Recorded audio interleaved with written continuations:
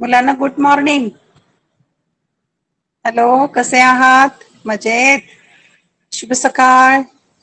हो मजेत राहा, मॅडम. आनंदात राहा आणि अभ्यास मात्र करा. लेक्चरला उपस्थित होत जा. कारण ज्ञानाशिवाय पर्याय नाहीये कुठला.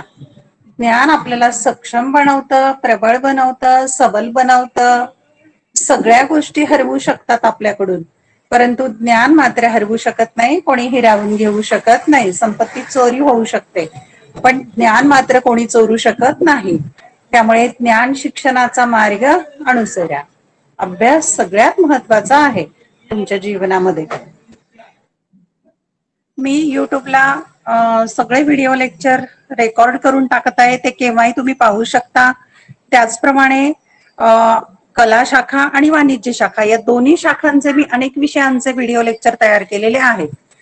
ते तुम्हाला पाहायचे असतील तर युट्यूब चॅनलवर जा, प्लेलिस्ट पहा. प्लेलिस्ट मध्ये विषयाप्रमाणे आणि जसा प्रकरणाचा क्रम आहे त्याप्रमाणेच व्हिडिओ लेक्चर आहेत, ते तुम्ही पाहू शकता.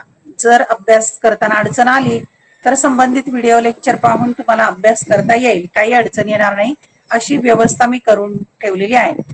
त्याचप्रमाणे अभ्यासक्रम जसा जसा पूर्ण होईल तस तसं मध्ये वेळ मिळाला की आपण प्रश्नसंच सोडवून घेणार आहोत. प्रश्नपत्रिका सोडवून घेऊया, म्हणजे ती पण तयारी करून घेणार आहे. वेलकम. आणि माझं स्वतःचं नाव मी युट्यूब चॅनलला दिलेलं आहे. व्हिडिओ लेक्चर रेकॉर्ड झाल्यानंतर तिथे पुन्हा एकदा पाहू शकता. अर्थशास्त्र इयत्ता 12वी हा विषय मी अभ्यासाला घेतलेला आहे. आणि आज मी तुम्हाला एक सुविचार सांगणार आहे. वाचूही शकता तुम्ही सुविचार, पहा. सुसंस्कृत माणसांची संगत आणि यशस्वी लोकांचे मार्गदर्शन आपल्या जीवनात नक्कीच चांगले बदल घडवू शकते. किती सुंदर विचार मांडलाय पहा बरं. की कुणाची संगत धरायची आहे, कुणाशी मैत्री करायची आहे, कुणाच्या सोबत राहायचंय, कुणाचे विचार आचार ऐकायचे, तर सुसंस्कृत माणसांचे. ज्या माणसांनी ज्ञान अनुभव चांगलं घेतलेलं आहे, चांगले संस्कार आपल्याला देऊ शकतात, चांगले मित्रमैत्रिणी, चांगल्या व्यक्तींची आपण संगत ठेवायची आहे. आणि मार्गदर्शन कुणाचं घ्यायचं, तर ज्यांनी यश मिळवलेलं आहे जीवनामध्ये. जीवनामध्ये जे यशस्वी झालेत, आपलं नाव कमावलेलं आहे आणि सुसंस्कृत आहेत, अशा लोकांचं मार्गदर्शन जर घेतलं तर आपल्याला अतिशय जीवनामध्ये फायदेशीर ठरू शकतं. हे करणं काही फार कठीण काम नाही. चला, अर्थशास्त्र इयत्ता 12वी या विषयामधील आपण प्रकरण क्रमांक 3 अभ्यासत आहोत. प्रकरणाचं नाव आहे मागणीचे विश्लेषण. आता पहा, प्रकरण 3 जे आहे ते 2 भागामध्ये आहे, अ आणि ब. मग अ भागामध्ये आहे मागणीचे विश्लेषण, डिमांड अनालिसिस. मागणीचे विश्लेषण यामध्ये या प्रकरणातला हा शेवटचा उपघटक अभ्यासणार आहोत आपण. मागणीतील विचलन किंवा मागणीतील बदल. मागणीतील विचलन किंवा मागणीतील बदल म्हणजे काय ते आपण समजावून घेऊया. मागणीतील विचलन म्हणजे काय ते समजावून घेऊया आपण. आता मागणीतील विचलन, विचलन समजलं नाही तर तुम्हाला मागणीचा नियम काल जो अभ्यासलेला आहे आपण, तो लक्षात ठेवला की हे समजायला सोपं जाईल. काय म्हणताय तिथे मागणीतील विचलनामध्ये ते आपण आता पाहूया. मागणीतील विचलन इतर परिस्थितीत बदल न होता केवळ किमतीतील बदलामुळे जेव्हा मागणीत चढ उतार होतात तेव्हा त्याला मागणीतील विचलन असे म्हणतात. आता इथे महत्वाची बाब काय सांगितली आहे की इतर परिस्थिती, इतर परिस्थिती बदल होत नाही, म्हणजे ती कशी आहे, कायम आहे. मग बदल कशामध्ये होतो, तर केवळ किमतीमध्ये बदल होतो. किमतीत बदल झाला की मागणीमध्ये चढ उतार होतो, म्हणजे कमी जास्त होते, म्हणजे मागणी बदलते. याला मागणीतलं विचलन म्हणायचं. लक्षात आलंय की इतर परिस्थिती आहे ती कायम आहे आणि किंमत बदलती आहे. आता इतर परिस्थिती कोणती, तर आपण परवाच्या व्हिडिओ लेक्चर मध्ये अभ्यासलेलं आहे मागणीवर परिणाम करणारे घटक किंवा मागणीचे निर्धारक घटक. ते 11 घटक अभ्यासलेले आहेत आपण. आठवतंय का? मागणी निर्धारित करणारे घटक 11. त्यातला पहिला घटक होता किंमत आणि बाकीचे घटक होते उत्पन्न, पर्यायी वस्तूंच्या किमती, पूरक वस्तूंच्या किमती, वस्तूंचे स्वरूप, लोकसंख्येचे आकारमान, भविष्यकालीन किमतीचा अंदाज, जाहिरात, आवडीनिवडी, फॅशन्स, कर रचना आणि इतर घटक. मग आता यापैकी 10 घटक जे आहेत ते इतर परिस्थितीमध्ये येतात, ते कायम आहेत. आणि इथं बदलता घटक कोणता ठेवलाय? फक्त किंमत बदलती आहे. लक्षात येतंय का? की मागणी निर्धारित करणारे जे 11 घटक आहेत त्यातला पहिला जो घटक आहे किंमत, ही बदलती ठेवली आहे, कमी होईल किंवा जास्त होईल. आणि कायम कोणते आहेत? उरलेले जे 10 घटक आहेत ते कायम ठेवलेले आहेत, त्याला मागणीतलं विचलन म्हणतात. आणि याचे 2 प्रकार आहेत. एक आहे मागणीतील विस्तार म्हणजे प्रसरण, आणि 2 आहे मागणीतील संकोच म्हणजे आकुंचन. रबर जसं ताणलं की आकार वाढतो म्हणजे प्रसरण पावतं, आणि ते सोडून दिलं की मूळ स्थितीत येतं, त्याला आकुंचन म्हणायचं, संकोच म्हणायचा. मागणीतील विस्तार आणि मागणीतील संकोच. विस्तार होतो म्हणजे आकार वाढतो, आणि संकोच होतो म्हणजे आकार कमी होतो, असं समजून घ्या. आता आपण मागणीतील विचलन अभ्यासणार आहोत, त्यातले हे 2 प्रकार अभ्यासणार आहोत. पण मुलांनो लक्षात घ्या, मागणीचा जो नियम आहे तोच नियम आहे हा. मागणीच्या नियमामध्ये जे सांगितलेलं आहे तेच इथे सांगितलंय की वस्तूची किंमत वाढली तर मागणी काय होणार आहे? कमी. आणि वस्तूची किंमत कमी झाली तर मागणी काय होणार आहे? वाढणार आहे. त्यालाच मागणीतलं विस्तार आणि संकोच असं म्हणतात. सविस्तर आपण आता या दोन्ही संकल्पना पाहूया. पहिली संकल्पना त्यातली, मागणीतील विस्तार किंवा प्रसरण. विस्तार म्हणजे रबर केव्हा ताणलं जातं किंवा आकार केव्हा वाढतो? इतर परिस्थितीत जसे आवड निवड, उपभोक्त्याचे उत्पन्न, लोकसंख्येचे आकारमान इत्यादी मध्ये कोणताही बदल न होता, म्हणजे इतर परिस्थिती कायम असताना फक्त किंमत कमी झाल्याने मागणीत वाढ होते. फक्त किंमत काय होते? कमी होते. किंमत काय होते? कमी होते. आणि मागणी काय होते? तर वाढते. हे मान लक्षात ठेवा. त्यास मागणीतील विस्तार म्हणतात. विस्तार म्हणजे वाढ झाली. मागणी केव्हा वाढेल? किंमत कमी झाली तर मागणी वाढेल, त्याला म्हणायचं मागणीतील विस्तार. आणि ते कायम काय ठेवायचंय? तर इतर परिस्थिती कायम आहे, हे लक्षात ठेवायचं. यात कोणताही बदल होत नाही इतर परिस्थितीमध्ये, फक्त किमतीचा बदल अनुभवायचा आहे. इतर परिस्थिती कायम असताना किंमत कमी झाल्याने मागणीत वाढ होते, त्याला मागणीतील विस्तार म्हणायचं. दुसरी आता जी संकल्पना अभ्यासलेली आहे त्यावरून आपल्याला मागणीचा विस्तार वक्र तयार करायचा आहे. पहा, इथे आकृतीमध्ये मागणीचा विस्तार दाखवलेला आहे. अ आणि क्ष अक्षावर मागणी घेतलेली आहे, अ आणि य अक्षावर किंमत घेतलेली आहे. आता पहा, इथे किंमतच्या बाजूला इथे क बिंदू दिसतोय का? क बिंदू, हा बिंदू आहे क. त्या वेळेला मागणी होती ब. लक्षात येते का? असं ब मागणी होती त्यावेळेला. आता काय करायचंय? किंमत कमी झाली, क 1, इथे बाण पण दाखवलाय खाली, क 1 इतकी किंमत कमी झाली. त्याच वेळेला मागणी काय झालेली आहे? वाढलेली आहे. पहा, इथे मागणी वाढली. इथे बाण दाखवलाय, ब पासून ब 1 पर्यंत मागणी वाढली. मग हा वक्र आपण जोडला, म पासून म पर्यंत, म हा मागणी वक्र जोडला. त्याला नाव दिलेलं आहे बिंदूला, या पहिल्या बिंदूला स आणि दुसऱ्या बिंदूला स1. मग स1 असं बाणाने दाखवलाय. हा झाला मागणीचा विस्तार. इकडे वाढलेली आहे मागणी, ब पासून ब1 पर्यंत वाढलेली आहे. याला म्हणायचं मागणीचा विस्तार. किंमत किती होती? क होती. क इतकी किंमत होती तर ब इतकी मागणी होती. किंमत क पासून क1 कमी झाली तर मागणी सुद्धा ब पासून ब1 पर्यंत वाढली. हे लक्षात घ्या. इथे स्पष्टीकरण पण दिलंय. मागणी वक्र हा त्याच मागणी वक्रावर खालच्या दिशेने सरकतो. म्हणजे मागणी वक्र कसा झाला? या खाली सरकलेला आहे, डावीकडून उजवीकडे. हे आकृतीच्या सहाय्याने आपण स्पष्ट केलं. आकृतीत दर्शवल्याप्रमाणे म हा मागणी वक्र आहे. हे नाव पहा, म आणि म हा मागणी वक्र आहे. स बिंदूकडून स1 बिंदूकडे त्याच मागणी वक्रावर खालच्या दिशेने होणारे हे विचलन मागणीतील विस्तार दर्शवते. स बिंदूकडून स1 बिंदूकडे जो वक्र खाली घसरत आलेला आहे त्याला म्हणायचं मागणीचा विस्तार. की मागणी ब पासून ब1 वाढलेली आहे. सुरुवातीला मूळ किंमत किती होती? क इतके. त्यावेळेला मागणी होती ब इतके. किंमत झाली कमी, क पासून क1, किंमत क1 झाली, त्यावेळेला मागणी सुद्धा ब1 इतकीच झाली. म्हणजे ब पासून ब1 पर्यंत मागणी वाढली, त्याला मागणीचा विस्तार म्हणतात.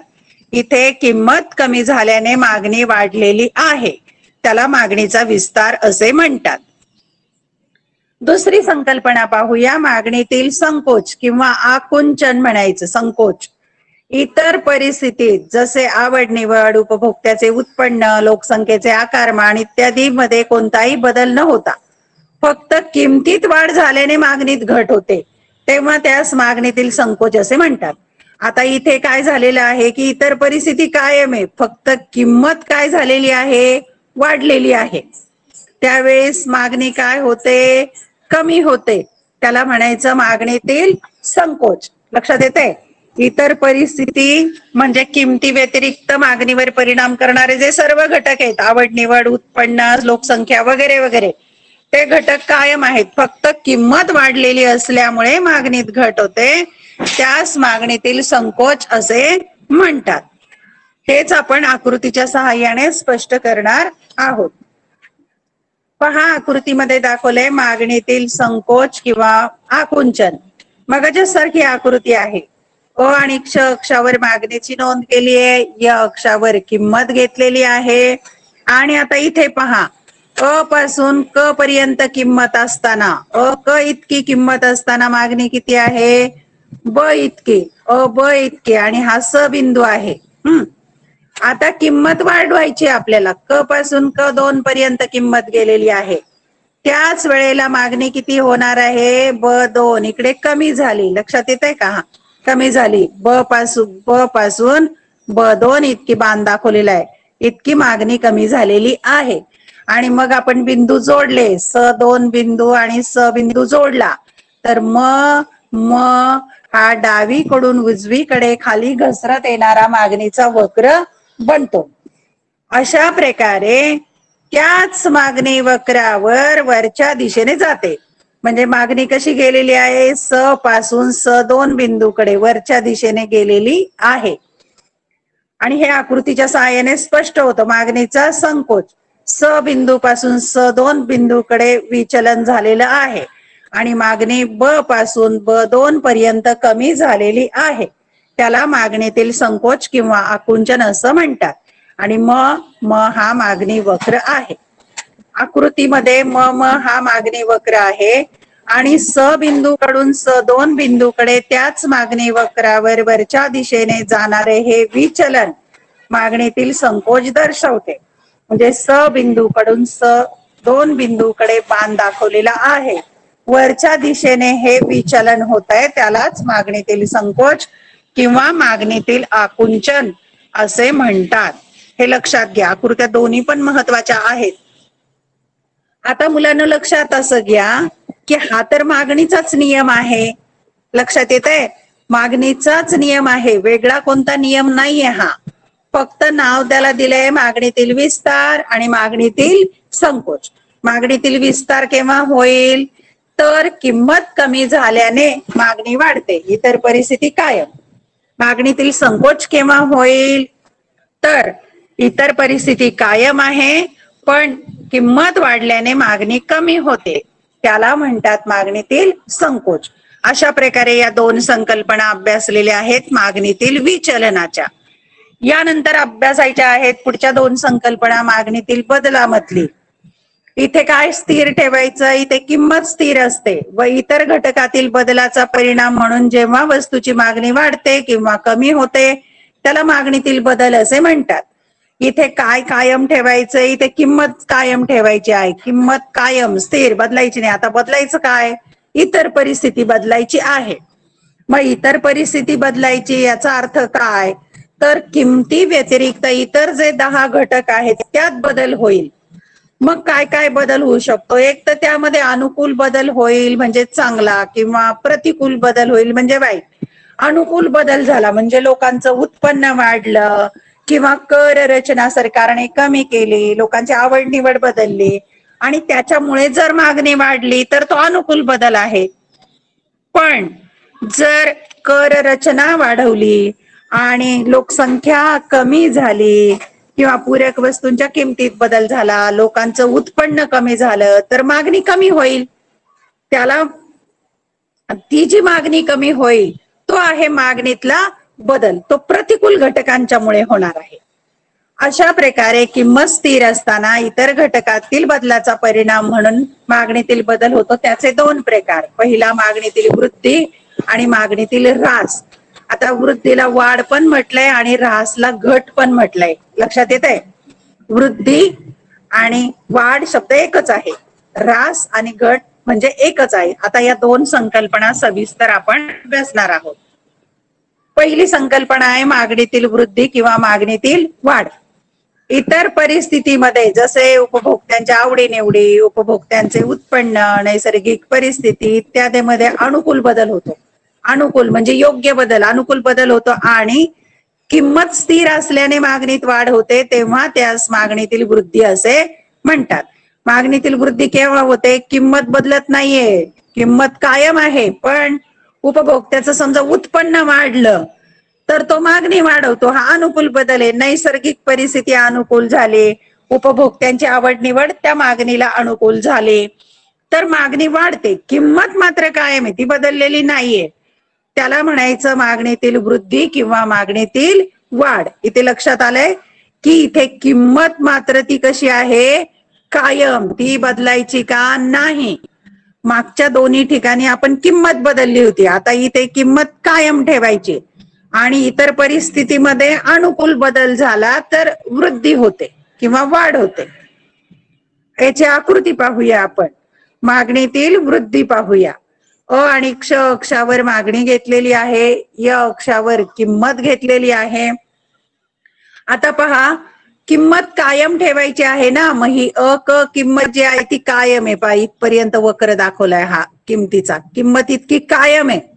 आता आपण पाहूया की किंमत कायम आहे, मग काय बदलायचं आहे? तर इतर परिस्थिती बदलायची. त्याच्यासाठी आपल्याला बदल अनुभवायचा असेल तर एक मूळ मागणी वक्र, हा जो आहे म पासून म पर्यंत, हा मूळ मागणी वक्र म्हणायचं त्याला, मूळ मागणी वक्र. मूळ मागणी किती होती? ब पर्यंत होती, हा लंब टाकला तर ब इतकी होती. आता काय झालंय, लोकांचं उत्पन्न वाढलं किंवा आवड निवड वाढलेली आहे, कर रचना कमी झालेली आहे, नैसर्गिक परिस्थिती अनुकूल झाली तर काय होणार आहे? मागणी वाढणार आहे. मग हा वक्र पुढे जातो आणि मग हा तुटक रेषेने म एक वक्र दाखवलाय. या तुटक रेषा आहेत, ह्या तुटक रेषा म्हणायचे याला. म एक वक्र तयार होतो आणि त्याचा लंब जर खाली टाकला तर इथे ब1 असं दाखवता येईल. म्हणजेच मागणी ब पासून ब1 पर्यंत वाढलेली आहे. इथे बाण दाखवलाय, एवढी मागणी वाढलेली आहे. त्याला म्हणायचं मागणीतील वृद्धी. वृद्धी कशाने झाली?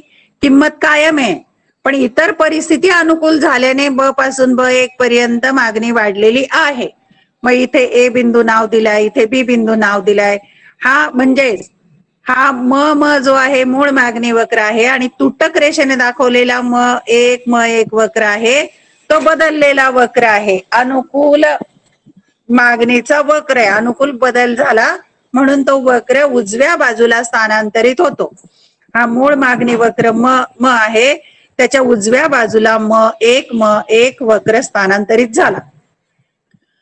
सविस्तर आपण याचं विश्लेषण पाहूया. मागणी वक्र हा मूळ मागणी वक्राच्या उजवीकडे स्थानांतरित होतो. म्हणजे हा मूळ मागणीचा वक्र आहे, त्याच्या उजव्या बाजूला हा वक्र स्थानांतरित झाला आणि हे आकृतीमध्ये स्पष्ट होत आहे. आकृतीमध्ये हा मूळ मागणी वक्र आहे आणि म वरून म एक पर्यंत स्थानांतरित झालेला वक्र म1 हा मागणी वक्र मागणीतली वृद्धी दर्शवतो.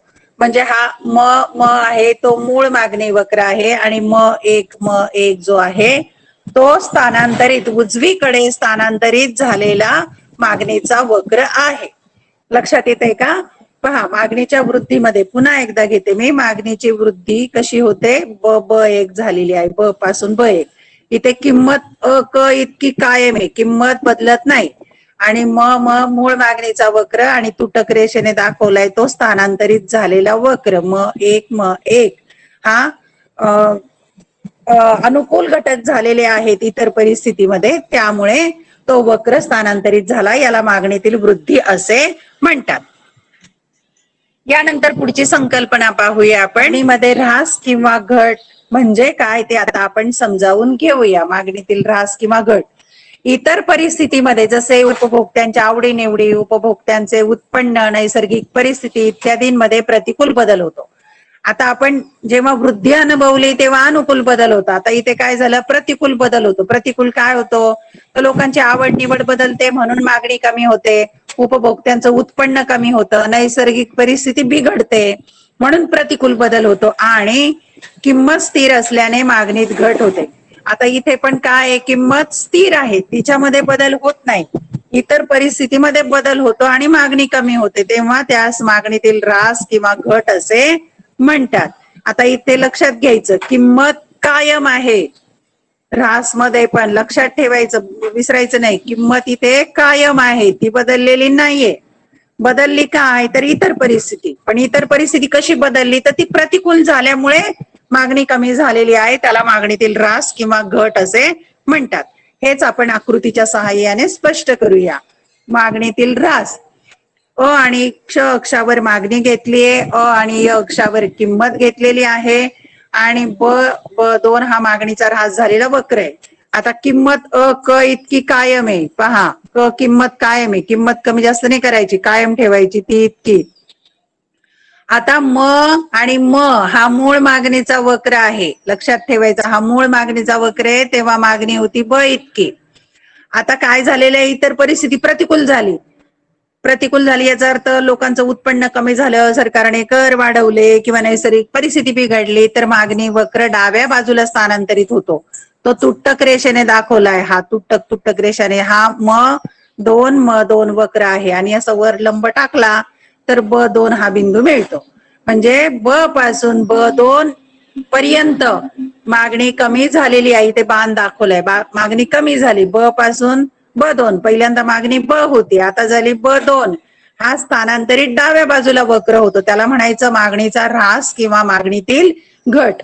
आणि हा मूळ मागणी वक्र आहे, म2 हा स्थानांतरित डाव्या बाजूला झालेला मागणीचा वक्र, तो मागणीतील ऱ्हास किंवा घट दर्शवतो. किंमत कायम आहे, किंमत बदललेली नाही. मागणी वक्र हा मूळ मागणी वक्राच्या डावीकडे स्थानांतरित होतो, डावीकडे स्थानांतरित झालेला आहे. मागणीच्या वृद्धीमध्ये उजवीकडे स्थानांतरित झालेला होता आणि मागणीच्या ऱ्हास किंवा घट या प्रकारामध्ये डावीकडे मागणीचा वक्र स्थानांतरित होतो आणि हे आकृतीमध्ये स्पष्ट होते. म्हणूनच आकृतीमध्ये हा मूळ मागणीचा वक्र आहे आणि त्यावरून म2 पर्यंत हा स्थानांतरित झालेला वक्र आहे आणि तो मागणीतील ऱ्हास दर्शवतो. अशा प्रकारे आपण 4 संकल्पना अभ्यासलेल्या आहेत. आता या 4ही संकल्पना मी एकाच स्लाइडवर, एकाच पानावर घेतलेल्या आहेत. त्या संकल्पना कोणकोणत्या आहेत, तर आपण पहिल्यांदा 2 भाग पाहिलेले आहेत, मागणीतील विचलन आणि मागणीतील बदल. आता तुमच्या हे लक्षात यायला पाहिजे की किमतीचा परिणाम वेगळा होतोय आणि इतर परिस्थितीचा परिणाम वेगळा होतोय.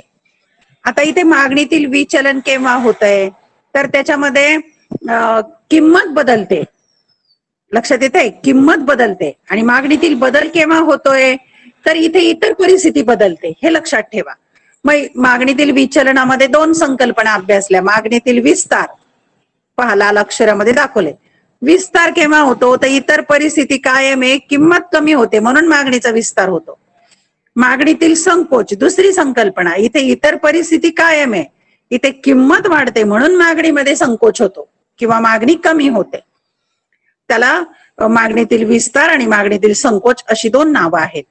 आता तुमच्या हे लक्षात आलं पाहिजे की हा मागणीचाच नियम आहे, हा काही वेगळा नाहीये, हा मागणीचा नियम आहे. मागणीच्या नियमामध्ये काय अभ्यासलंय, तर इतर परिस्थिती कायम असताना किंमत कमी जास्त झालेला परिणाम अभ्यासलेला आहे. किंमत जर कमी झाली तर मागणी वाढते, त्याला विस्तार म्हणायचं, आणि किंमत वाढली तर मागणी कमी होते, त्याला संकोच म्हणायचं. आता दुसरा भाग घेतलेला आहे मागणीतील बदल. इथे पहा मागणीतील बदल केव्हा होतो तर इतर परिस्थिती बदलते, किंमत इथे कायम ठेवायची आहे. त्यामध्ये दोन संकल्पना आहेत, मागणीतील वृद्धी किंवा वाढ आणि दुसरी संकल्पना मागणीतील ऱ्हास किंवा घट. मागणीमध्ये वृद्धी केव्हा होते तर किंमत कायम ठेवायची. इथे किंमत कायम आहे, इतर परिस्थितीमध्ये अनुकूल बदल झाला की मागणीमध्ये वाढ होते, त्याला मागणीतील वृद्धी म्हणायचं.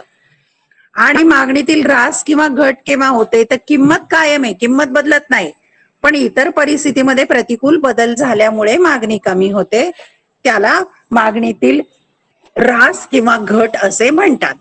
आता इथे पुन्हा एकदा मी तुमचं हे संकल्पना क्लिअर करते. आता तुम्ही हे लक्षात घ्या की तुम्हाला वाटेल मागणी कमी जास्त होते, मग 4 नावं वेगवेगळी कशाला? विस्तार, संकोच, वृद्धी, वाढ, घट किंवा ऱ्हास, ही 4 नावं वेगवेगळी का आहेत? तर मुलांना फक्त या 4 शब्दांच्या वरून आपल्याला सगळं विश्लेषण करता येतं. जेव्हा मागणीतलं विस्तार असं कोणी म्हटलं तर तुम्हाला हे कळायला पाहिजे की इतर परिस्थिती बदलली का नाही, इतर परिस्थिती कायम आहे, फक्त किंमत कमी झाली. मागणीतलं संकोच असं म्हटलं की तिथे कळेल इतर परिस्थिती कायम आहे पण किंमत वाढलेली आहे. मागणीतील वृद्धी असा शब्द प्रयोग केला की समजून घ्यायचं वृद्धी म्हणजे काय तर किंमत कायम आहे पण इतर परिस्थितीत अनुकूल बदल झालाय. मागणीतील ऱ्हास किंवा घट म्हटलं की तुम्ही समजून घ्यायचं किंमत कायम आहे पण इतर परिस्थितीत प्रतिकूल बदल झाला. या स्लाइडचा स्क्रीनशॉट तुम्ही काढून घ्या, कारण ही स्लाइड अतिशय महत्वाची आहे की इथेच सगळं क्लिअर होतं. या ज्या आता 4 संकल्पना अभ्यासलेल्या आहेत त्या इथेच क्लिअर होतात. या संकल्पना स्पष्ट करण्यामध्ये येऊ शकतात किंवा फरक स्पष्ट करण्यासाठी 2 गुणांनाही येऊ शकतात. आणि या स्लाइडवरच सगळं मी घेतलेलं आहे, हा सगळा टॉपिक समजून घ्या की जेव्हा आपण मागणीवर परिणाम करणारे किंवा मागणी निर्धारक करणारे घटक अभ्यासले, तिथे पहिला घटक घेतला होता किंमत आणि इतर पण 10 घटक घेतले होते. म्हणूनच किमतीचा परिणाम अभ्यासायला वेगळे घटक किंवा किमतीचा परिणाम अभ्यासायचा असेल तर बाकीचे घटक कायम ठेवावे लागतात आणि बाकीच्या घटकांचा परिणाम अभ्यासायचा असेल तर किंमत कायम ठेवावी लागते. म्हणूनच विस्तारामध्ये इतर परिस्थिती कायम आणि किंमत कमी होते, संकोच मध्ये इतर परिस्थिती कायम पण किंमत वाढते, वृद्धीमध्ये किंमत कायम पण इतर परिस्थितीत अनुकूल बदल होतो आणि ऱ्हास किंवा घट मध्ये किंमत कायम पण इतर परिस्थितीत प्रतिकूल बदल होतो. हे समजावून घ्या. परीक्षेमध्ये यावर प्रश्न नक्की हमखास असतो. अशी स्लाइड तुम्ही पण वहीमध्ये लिहून ठेवा, तयार करून ठेवा. हे आता पहा, आपण ज्या संकल्पना अभ्यासले ते 4ही आकृत्या अशा एका पानावर तुम्ही काढायच्या आहेत. मी पुन्हा एकदा सांगते, मागणीतला विस्तार, मागणीतला संकोच. आता इथे तीच आकृती आहे. इथे काय झालेलं आहे, किंमत कमी झाल्यामुळे मागणी वाढली, त्याला मागणीतील विस्तार म्हणतात. इथं इतर परिस्थिती कायम आहे. मागणीतील संकोच केव्हा होतोय तर किंमत वाढलेली आहे पण इतर परिस्थिती कायम आहे, अशा वेळेला मागणीतला संकोच होतो. मागणीतील वृद्धी केव्हा होते तर किंमत कायम आहे पण इतर परिस्थितीत अनुकूल बदल झाला म्हणून मागणी वक्र उजव्या बाजूला स्थानांतरित होतो, तेव्हा मागणीतील वृद्धी होते. मागणीचा ऱ्हास किंवा घट केव्हा होते, किंमत इतकी कायम आहे पण इतर घटकामध्ये प्रतिकूल बदल झाल्यामुळे डाव्या बाजूला मागणी वक्र आलेला आहे. इकडे पहा, इथून इकडे उजव्या बाजूला गेला, इकडून डाव्या बाजूला आलेला आहे वक्र. अशा प्रकारे मागणीतील विस्तार, मागणीतील संकोच, मागणीतील वृद्धी, मागणीचा ऱ्हास किंवा घट, या 4ही आकृत्या जर तुम्ही अशा एका पानावर काढल्या तर तुम्हाला त्याचं स्पष्टीकरण करणं फार सोपं होईल मुलांना. आणि अशा प्रकारे तुलनात्मक दृष्टीनेच त्याचा अभ्यास करावा लागेल. त्याचप्रमाणे आकृती काढण्यासाठी आलेख पेपर वापरायचा नाहीये. साध्या पानावर आकृती काढा. आकृती काढताना सुबक काढा की काही अंतर जास्त, काही अंतर मोठं लहान असं काही करू नका. समानतेने अ आणि क्ष अक्ष काढा, य अक्ष काढा, म्हणजे तुमचं हे प्रमाण सारखं येईल. आणि डावीकडून उजवीकडे घसरत जाणारा हा मागणीचा वक्र आहे. मागणीतील विस्तार, मागणीतील संकोच, मागणीतील वृद्धी आणि मागणीतील ऱ्हास, या 4ही संकल्पना अतिशय महत्वाच्या आहेत. आणि सगळ्यात महत्वाचा तक्ता मी जो घेतलेला आहे या आकृत्यांचा, ह्या आकृत्या काढायची जर तुम्ही तयारी केली तर तुम्हाला नक्कीच याचा फायदा होईल. आकृतीवरून समजावून घ्या आणि मागची पण स्लाइड महत्वाची आहे. आता तुम्हाला माहित हवं, काय माहित हवं? एक, मागणी. मागणी ही सूक्ष्म अर्थशास्त्रीय संकल्पना आहे. सूक्ष्म अर्थशास्त्रातली मागणी संकल्पना. व्यक्ती एखाद्या विशिष्ट वेळी विशिष्ट किमतीत वस्तूची जी नगसंख्या खरेदी करण्यास तयार असते त्याला मागणी म्हणतात. ही आपण मागणीची संकल्पना अभ्यासलेली आहे. ही कोणाच्या संदर्भात आहे? एका व्यक्तीच्या संदर्भात, विशिष्ट वेळेच्या आणि विशिष्ट किमतीच्या संदर्भात आहे ही मागणी. आता पुढे उल्लेख दुसरा पण येणार आहे, समग्र. समग्र म्हणजे एकूण, टोटल. समग्र मागणी ही स्थूल अर्थशास्त्रीय संकल्पना आहे. पहा, मागणी, फक्त मागणी हा शब्द असेल तर तो सूक्ष्म अर्थशास्त्रातला मागणीचा प्रश्न असेल. आणि समग्र हा शब्द आला, समग्र म्हणजे एकूण किंवा स्थूल मागणी, तर तो स्थूल अर्थशास्त्रातला मागणीचा प्रकार आहे. विशिष्ट रोजगार पातळी असताना उत्पादित झालेल्या वस्तूंच्या विक्रीमधून आलेले अपेक्षित विक्री मूल्य म्हणजे समग्र मागणी होय. म्हणजे सर्वांची, देशातील सर्व जे उपभोक्ते आहेत आणि अनेक घटक आहेत त्या सर्वांची मिळून एकूण मागणी असते, तिला समग्र मागणी असे म्हणतात. अशा प्रकारे मागणी आणि समग्र मागणी यामधला थोडासा जो फरक आहे तो समजून घ्या, कारण या संकल्पना वारंवार पुन्हा पुन्हा येत आहेत. व्हिडिओ लेक्चर युट्यूब चॅनलवर जाऊन पुन्हा एकदा पाहू शकता. मुलांना समजलंय का? शिकवलेलं नसेल समजलं तर मला व्हॉट्सअप करा किंवा कॉल करा किंवा युट्यूब चॅनलच्या व्हिडिओच्या खाली तुम्ही कमेंटही करू शकता. मी उत्तर पुन्हा देईन. लक्षात आलंय? आणि वारंवार तयारी केल्यासच अर्थशास्त्र सोपं जातं. अर्थशास्त्र सगळ्यात सोपं आहे. गणितासारखे गुण मिळतात. गणित जसं आहे पैकीच्या पैकी गुण मिळू शकतात तसे अर्थशास्त्रात आहे. आणि प्रश्न कोणताही असो, आकृती काढणं आणि तक्ता आणि आकृती असेल तर अतिशय पैकीच्या पैकी गुण तिथे मिळतात. कुठल्याही गुणांची काटछाट केली जात नाही. सिद्धांत, नियम, व्याख्या, संकल्पना पाठ करा. आकृत्या काढायचा सराव करा. रिकाम्या वेळेमध्ये पानावर फ्री हँड पद्धतीने आकृती काढायची सवय करा. आणि आकृती काढताना सुबक काढायची, खूप लहान, खूप मोठी अशा प्रकारची आकृती काढायची नाही. आकृती पेन्सिलनेच काढायची. आकृतीसाठी पेन्सिल वापरायची आहे, पेन वापरायचा नाही. नावं देण्यासाठी तुम्ही पेन वापरा, पण बाकी रेषा आणि वक्र असतात ते फक्त पेन्सिलने काढायचे आहेत. आणि हा प्रश्न अतिशय महत्वाचा आहे, तयार करून ठेवा. Okay, bye bye, have a nice day, good day. उद्या भेटू पुन्हा.